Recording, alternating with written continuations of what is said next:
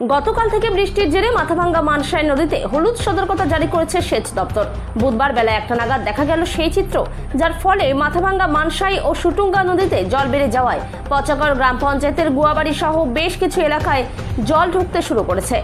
বাড়ি ঘরে জল ঢুকে যাওয়ায় 10 থেকে 12টি পরিবার রাস্তায় আশ্রয় নিয়েছে। এখনো পর্যন্ত সরকারি সাহায্য মেলেনি। এদিকে মাথাভাঙ্গা শহর সংলগ্ন এলাকাতে নিচে এলাকায় নদীর জল ঢুকতে শুরু করেছে। এদিকে বৃষ্টির জমা জলে গোপালপুর গ্রাম পঞ্চায়েতের ভেলাকোপা এলাকায় অঙ্গনারী সেন্টারে জল জমে গেছে, যার ফলে কোনো শিশু এবং মায়েরা সেই সেন্টারে যেতে পারছে না। এদিকে ওই এলাকায় শিউলি নদীতে জল বেড়ে যাওয়ায় প্রচুর পরিমাণে কচুরিপানা সেই সেতুতে জমে রয়েছে, যার ফলে সেতু ভেঙে যাওয়ার সম্ভাবনা রয়েছে।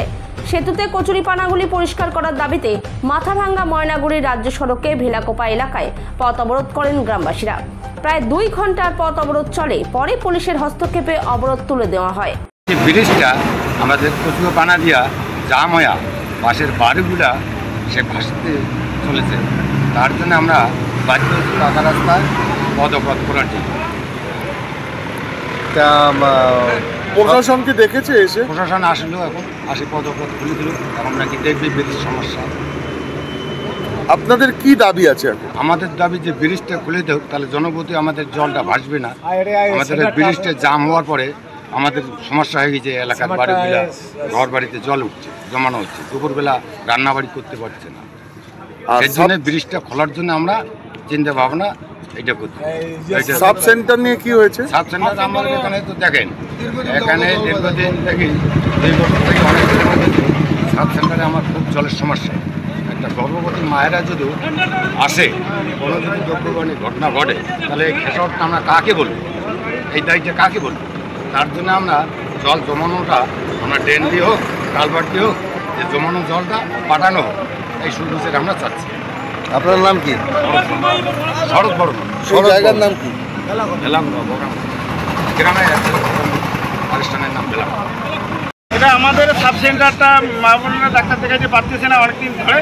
আমরা অনেক ক্লেম করছি, ক্লেমে কোনো কাজ হয়ে গেছে না, খালি আইসে আর দেখে চলে যায়। কি হয়েছে সাব সেন্টারে? সাব সেন্টারে জলে ঢুকে আছে রাস্তা পথ, সাব সেন্টারে জল ঢুকতেছে, কেউ আসে না। কবে থেকে? 3 মাস থেকে হইতেছে এরকম। সাব সেন্টারটা কোন জায়গাতে আছে? সাব সেন্টারে ভেলাকোপার পিছনে। এখন আপনারা কি করেছিলেন?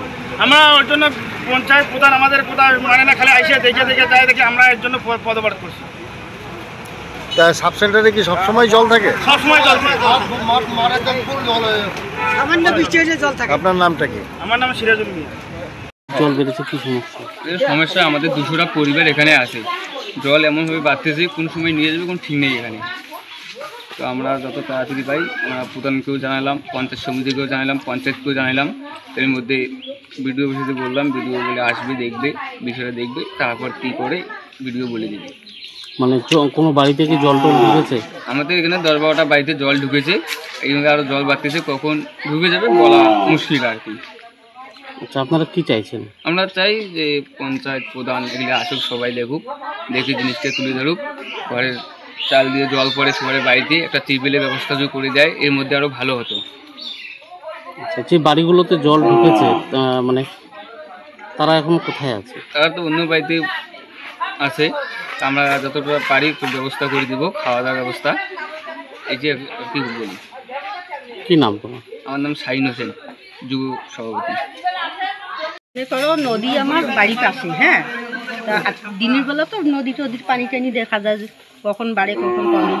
এখন রাত্রিবেলা তো আর দেখা যাবে না, আমার ভয় করে আমি আটকাটি। আমি আপনি কথা বললেন, কম করলেন। বানটা আমার চাই, বর্ষা বেড়াইলে বানটা আমার চাই সরকারের কাছে, আমরা এইটি আবেদন। এর আগেও কি আপনারা আবেদন জানিয়েছেন? হ্যাঁ, আসছিল, ভিডিও থেকে লোক আসছিল, অফিসের আসছিল, দেখছিল, কিন্তু হয় না, হয়নি, বলছি হয়নি। এখন তো দেখো তো পানির জন্য আমার হুকিনের পানি, ওদিও পানি হচ্ছে, এদিও পানি হচ্ছে, সামনে আমার বাড়ি। আচ্ছা, এই যে আবার সামনে তো ভোট আসতেছে, এখন কি বলবেন? ভোটের আগে যদি আরো হয় আরো ভালো, আর যদি না হয়, না হলে তো আর কোনো নাই। আমি না, তাহলে কি ভোট বয়কট করবেন? না, ভোট কেন বয়কট করব? যাকে আমি ভোট দিতেছি তাকে দিব। আমার জন্য আমি চাই নাকি দুনিয়ার যে লাগছে। আপনার নাম কি? আনোয়ারা বিবি। বাদের কথা কি বারটা আমরা বর্ষা বেড়াইলে বারটা চাই, বারটা হইলে আমরা এই গরিব মানুষরা সবাই এখানে থাকতে পারবো।